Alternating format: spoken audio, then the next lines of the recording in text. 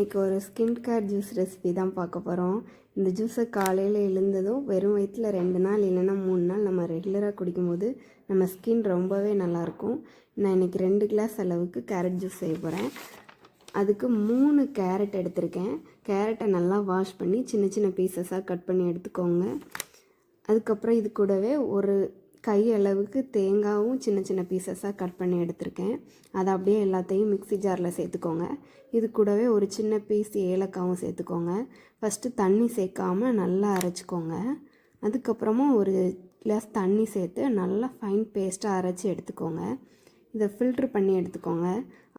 அவ்வளோதாங்க, நம்ம skin care juice recipe ready ஆயிடுச்சு. இந்த ஜூஸை ரெகுலராக குடிக்கும்போது நம்ம ஸ்கின் ரொம்பவே க்ளோவாக யங்காக இருப்போம். அதுக்கப்புறம் ஹேர் க்ரோத்தும் நல்லாயிருக்கும்.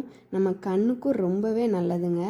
உங்கள் பசங்களும் ஜூஸ் கேட்டால் கடையில் ஜூஸ் வாங்கி கொடுக்காம நீங்களே இந்த மாதிரி செஞ்சு கொடுங்க.